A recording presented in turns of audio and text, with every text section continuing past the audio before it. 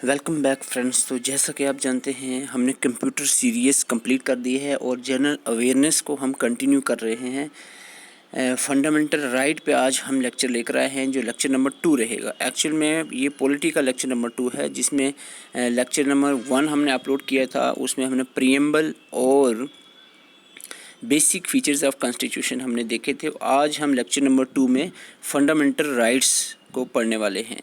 Fundamental rights पे हमारे 2 lecture रहेंगे। आज में हम आधा पढ़ेंगे और आधा हम नेक्स्ट लेक्चर में कवर करेंगे। जो लेक्चर नंबर 1 है जिसमें हमने बेसिक फीचर और प्रीएम्बल को डिटेल से समझा है, वो आप डिस्क्रिप्शन में जाकर लिंक मिलेगा, उस पर देख सकते हैं। आइए स्टार्ट करते हैं। स्टूडेंट्स, सबसे बेसिक जो चीज़ है आपको फंडामेंटल राइट के रिलेटेड याद रखनी है, वो आपको यहाँ इस कॉर्नर में मैंने दे दिए हैं। ठीक है, इसको बढ़ा चढ़ा के मतलब 15 मिनट लगा के बताने का मकसद नहीं है। सीधे एक ब्रैकेट में आपको ये 4 पॉइंट्स हैं, ये फंडामेंटल राइट्स के रिलेटेड याद रखने हैं। ठीक है, ज़्यादा लंबा नहीं खींचता हूँ, सीधा काम की बात करता हूँ। फंडामेंटल राइट्स जो हैं ये इंडियन कॉन्स्टिट्यूशन के पार्ट 3 में मेंशन है। ठीक है, अगर आपको पूछा गया फंडामेंटल राइट कौन से पार्ट में है, 3rd पार्ट में। और आर्टिकल कौन कौन से हैं इसमें, 12 से लेकर 35 आर्टिकल जो है फंडामेंटल राइट के अंदर आते हैं। अगर सोर्स का पूछा गया, यानी कहाँ से बारो किए गए हैं, कहाँ से टेकन अप किए गए हैं, तो ये लिए हैं फंडामेंटल राइट यूएसए के कॉन्स्टिट्यूशन से लिए गए हैं। तो इसको पहले के ज़माने में मैग्ना कार्टा कहा जाता था। ये पॉइंट भी आप याद रखना। ये 4 पॉइंट ऐसे हैं फंडामेंटल राइट के जो डायरेक्टली क्वेश्चंस पूछे जा सकते हैं। डायरेक्ट क्वेश्चन पूछा जा सकता है कि कौन से पार्ट में हैं फंडामेंटल राइट और कहाँ से आर्टिकल्स हैं 12 से 35 और कहाँ से ये लिए गए हैं फंडामेंटल राइट यूएसए के कॉन्स्टिट्यूशन से, और इसको पहले क्या कहा जाता था, मैग्ना कार्टा। ठीक है, तो ये आपने 4 पॉइंट्स याद रखने हैं फंडामेंटल राइट्स के रिलेटेड। अब हम बात करते हैं कुछ करैक्टरिस्टिक्स की। हम पॉइंट्स पे आएंगे, राइट टू फ्रीडम, वो आप जो सुन रहे थे, राइट टू इक्वलिटी, वो सारी चीज़ें हम पढ़ेंगे। लेकिन उससे पहले हमें फंडामेंटल राइट्स के करैक्टर्स पता होने चाहिए जिससे क्वेश्चंस पूछे जा सकते हैं। सबसे पहला करैक्टर है यहाँ पर फंडामेंटल राइट का, that is fundamental rights are justiciable. Justiciable होते हैं फंडामेंटल राइट। अगर हम directory principle of state policy जो हम नेक्स्ट पढ़ेंगे, वो नॉन जस्टिएबल है। जस्टिएबल का मतलब क्या होता है? जस्टिएबल का मतलब होता है allowing a person to move to the court if violated. यानी अगर जस्टिएबल का मतलब है कि एक बंदा कोर्ट में जा सकता है, रिट लगा सकता है कि अगर फंडामेंटल राइट्स को वायलेट किया जाए, यानी फंडामेंटल राइट के वायलेशन पर रिट लगाई जा सकती है, कोर्ट में जाया जा सकता है। 32 आर्टिकल के तहत सुप्रीम कोर्ट में और 226 आर्टिकल के तहत हाई कोर्ट में एक बंदा जा सकता है अगर वायोलेट किए जाएं फंडामेंटल राइट्स। तो इसलिए इसको जस्टिएबल कहते हैं। ठीक है, दूसरा पॉइंट है fundamental rights are not absolute. Fundamental rights absolute नहीं हैं। एब्सोल्यूट होता है permanent, not absolute means permanent नहीं है। परमानेंट का मतलब नहीं है, ये क्वालिफाइड है। नॉट एब्सोल्यूट बट क्वालिफाइड, इस सेंटेंस का क्या मतलब है? फंडामेंटल राइट एब्सोल्यूट नहीं है, मतलब हमेशा नहीं होते हैं, कभी कभी इसको रिस्ट्रिक्ट किया जा सकता है। तो रिस्ट्रिक्ट कब करते हैं? State can impose restriction on them. Restriction कब इम्पोज होती है? नेशनल इमरजेंसी, कोई भी किस्म की इमरजेंसी हो जाए, उस दौरान जो है फंडामेंटल राइट को सस्पेंड किया जाता है। तो इसीलिए इसको एब्सोल्यूट नहीं मानते हम, नॉट एब्सोल्यूट कहा जाता है। ये परमानेंट नेचर्स के नहीं होते हैं, कभी कभी ज़रूरत आने पे इमरजेंसी के केस में इसको सस्पेंड किया जा सकता है। ठीक है, 2 पॉइंट्स आपने याद रखना फंडामेंटल राइट्स के related. Number 1 is fundamental rights are justiciable, और इसका मीनिंग आप समझ गए कि कोर्ट में जा सकता है बंदा। और दूसरा पॉइंट है नॉट एब्सोल्यूट बट क्वालिफाइड। इसका मतलब है कि इसमें रिस्ट्रिक्शंस लगाई जा सकती हैं जब ज़रूरत पड़े, यानी जब इमरजेंसी हो जाए।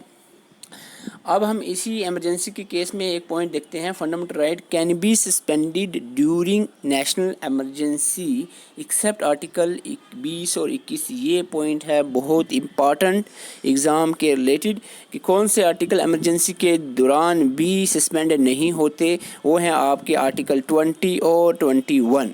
तो ये पॉइंट आपको डेफिनेटली याद होना चाहिए कि कौन से आर्टिकल इमरजेंसी के दौरान भी सस्पेंड नहीं होते, आर्टिकल 20 और 21। आगे चलते हैं, आर्टिकल जो 19 है जिसमें 6 फ्रीडम्स दी हुई हैं, हम आगे देखेंगे। Be suspend only when emergency declare on the ground of war, external aggression और एक्सटर्नल इमरजेंसी। यानी जो आर्टिकल 19 की अगर हम बात करें और इसके अंदर जो 6 फ्रीडम्स दी हुई हैं वो सस्पेंड तभी होंगी जब कि एमरजेंसी डिक्लेयर होती है, एक्सटर्नल एमरजेंसी डिक्लेयर होती है, एक्सटर्नल एग्रेशन की वजह से नहीं, ग्राउंड ऑफ वॉर, जंग छिड़ जाए, उस तरह की एमरजेंसी के केस में सिर्फ आर्टिकल 19 सस्पेंड होता है। अदरवाइज़ अगर आर्म्ड रिबेलियन हो, आर्म्ड रिबेलियन या इंटरनल एमरजेंसी हो, उस केस में सस्पेंड नहीं होंगे फंडामेंटल राइट का जो आर्टिकल नंबर 19 है। तो ये पॉइंट आपने याद रखना है। आगे हम बात करते हैं parliament can amend fundamental right only by constitution amendment act. Fundamental right को सिर्फ कॉन्स्टिट्यूशन अमेंडमेंट एक्ट के तहत ही अमेंड किया जाता है। Moreover this can be done without affecting the basic feature. ये मैं आपको आगे बताऊंगा, एक केस के तहत ये बताया गया था कि fundamental right constitution amendment act के तहत अमेंड यानी चेंज किया जा सकता है, लेकिन इसमें बेसिक फीचर ऑफ कॉन्स्टिट्यूशन जो है उसको इफेक्ट नहीं करना चाहिए अमेंडमेंट, ठीक है। अब बात करते हैं right to property. This is the question. अगर हम JK-SSB लेवल की बात करें तो definitely right to property was deleted, ये क्वेश्चन पूछा जा सकता है। राइट टू प्रॉपर्टी एक फंडामेंटल राइट होता था, लेकिन इसको डिलीट कर दिया गया था। कब, कौन से अमेंडमेंट एक्ट के तहत? 44 अमेंडमेंट एक्ट 1978, 44 अमेंडमेंट एक्ट के तहत राइट टू प्रॉपर्टी को डिलीट कर दिया। और अब ये जो है राइट टू प्रॉपर्टी जो है now it made a legal right under article 300A। अब ये जो राइट टू प्रॉपर्टी है ये फंडामेंटल राइट नहीं है, हालांकि ये एक राइट है, लीगल राइट है, ये फंडामेंटल राइट नहीं, बिल्कुल रिमूव नहीं किया है। एक्चुअल में फंडामेंटल राइट से इसको रिमूव कर दिया था और इसको अब कहाँ रखा हुआ है? आर्टिकल 300A में ये मेंशन है राइट टू प्रॉपर्टी। तो ये आपने याद रखना है, right to property was deleted by 44th amendment act. Okay, आगे बात करें। At present there are 6 fundamental rights and which are given below. तो अब हम बात करें तो कितने हमारे पास फंडामेंटल राइट हैं? 6, जो आपके सामने हैं नीचे अभी बताऊंगा। लेकिन उससे पहले मैं आपको बता दूं अभी तक हमने क्या देखा। फंडामेंटल राइट जो है इसके रिलेटेड 4 पॉइंट्स हमने देखे यहाँ पर। ये जो आपके सामने हैं ये पॉइंट्स पार्ट 3 में है। फंडामेंटल राइट आर्टिकल 12 से 35 तक कैरी करते हैं और ये USA से लिया और मैग्ना कार्टा के थे, ठीक है। उसके बाद हमने देखा कैरेक्टरिस्टिक्स, जिसमें हमने कहा कि फंडामेंटल राइट्स जो हैं ये जस्टिएबल हैं, मींस पर्सन कोर्ट में जा सकता है अगर इसको वायलेट किया गया। और दूसरा हमने कहा not absolute but qualified, means इस पे रिस्ट्रिक्शंस लगाई जा सकती हैं इमरजेंसी के केस में। और फिर हमने इसी में कहा कि इमरजेंसी जब लगती है आर्टिकल 20 और 21 जो है वो 20 और 21 आर्टिकल वो सस्पेंड नहीं होता।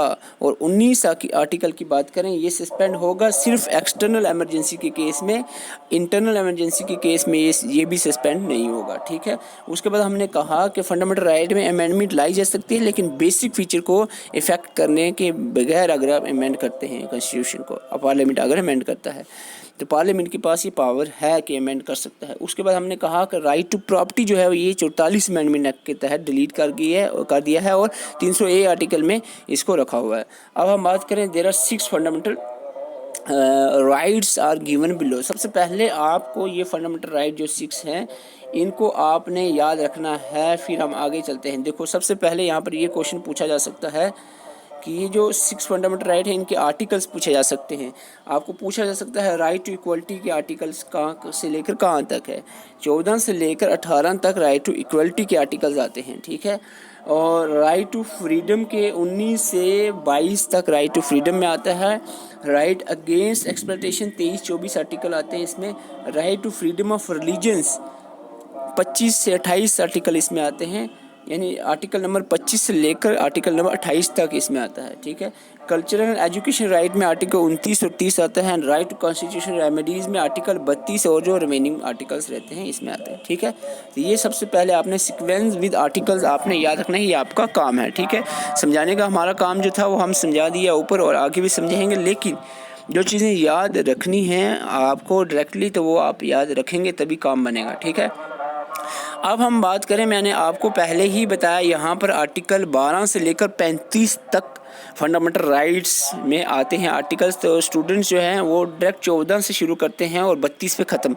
मैं आपको यहाँ पर पूरे आर्टिकल यहाँ पर बताने की कोशिश करूँगा। यहाँ पर अगर हम आर्टिकल 12 की बात करें, आर्टिकल 12 यहाँ पर मेंशन है, सॉरी आर्टिकल ये जूम नहीं हो रहा है। तो आर्टिकल 12 जो है इसमें मेंशन है डेफिनेशन ऑफ स्टेट, ठीक है। अब स्टेट की 4 तरह की डेफिनेशन, 4 कैरेक्टर्स होते हैं स्टेट के, वो हम यहाँ पर नहीं पढ़ेंगे, वो ज़्यादा हाई लेवल हो जाएगा। लेकिन आर्टिकल 13 इंपॉर्टेंट है, ये it declare that any law which contravenes the fundamental right shall be null and void. Simple language मैंने आपको समझाने की कोशिश की है, लिखा है कि कोई भी लॉ अगर वो फंडामेंटल राइट से कंट्रवेन करता है, यानी अगर फंडामेंटल के राइट के खिलाफ आ जाता है, तो उसको नल एंड वाइड कर दिया जाएगा, उस लॉ को ख़त्म कर दिया जाएगा, ठीक है। तो ये पॉइंट आपने याद रखना है। और article 13 also says about the judicial review, judicial review के बारे में भी आर्टिकल 13 में मेंशन है, तो ये आपने याद रखना है, ठीक है। आर्टिकल 13 एक बड़ा आर्टिकल, लेकिन हायर IAS लेवल के अगर आप स्टडीज़ कर रहे हैं तो उसमें आप डिटेल में जाएंगे। अदरवाइज़ यहाँ पर आप इतना याद रखना है कि कोई भी लॉ अगर फंडामेंटल राइट को वायलेट कर रहे हैं, उसके खिलाफ है, तो उसको उस लॉ को नल एंड वाइड करार दिया जाएगा। ओके, आगे चलते हैं हम। अब हम बात करते हैं राइट टू इक्वलिटी। तो ये आज हम राइट टू इक्वलिटी को पहले देखेंगे, अब टाइम के हिसाब से जितना हो सके तो कवर करने की कोशिश करेंगे। सबसे पहले हम बात कर दें राइट टू इक्वलिटी के, आर्टिकल 14 से 18 तक आते हैं। तो ये आपको आर्टिकल याद होने चाहिए, इसकी मैं अभी ट्रिक भी बता दूंगा, ठीक है। राइट टू इक्वलिटी में आर्टिकल 14, पहले आप आर्टिकल याद कर लो, ज़्यादा इस पॉइंट में ज़्यादा उतना नहीं है, सिर्फ आर्टिकल्स आपने याद रखना है। आर्टिकल 14 क्या है ये आपने याद रखना है। आर्टिकल 14 कह रहा है इक्वलिटी बिफोर लॉ, ठीक है, लॉ में सभी बराबर होंगे। और 15 कह रहा है कि प्रोहिबिशन ऑफ डिस्क्रिमिनेशन, यानी डिस्क्रिमिनेशन नहीं की जाएगी on the base of caste, sex, race, आप कह सकते हैं रिलीजन, इस चीज़ पे डिस्क्रिमिनेशन नहीं की जाएगी। और इक्वलिटी ऑफ अपॉर्चुनिटी होगी पब्लिक एम्प्लॉयमेंट के केस में। रिजर्वेशन का जो मसला है इसमें एक क्लास, लेकिन अदरवाइज अपॉर्चुनिटी जो है इक्वलिटी इन अपॉर्चुनिटी रहेगी पब्लिक एम्प्लॉयमेंट के केस में।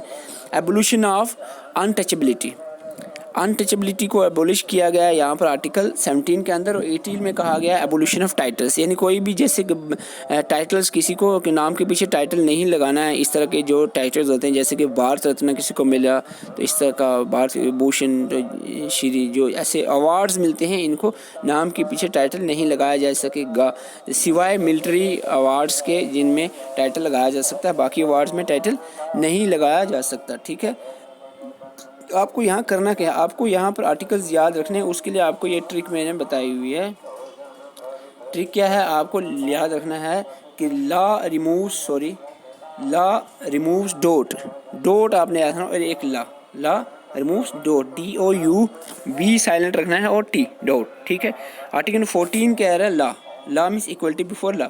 15 कह रहा है D15 DOUT आ गया सर, DOUT डॉट, ठीक है।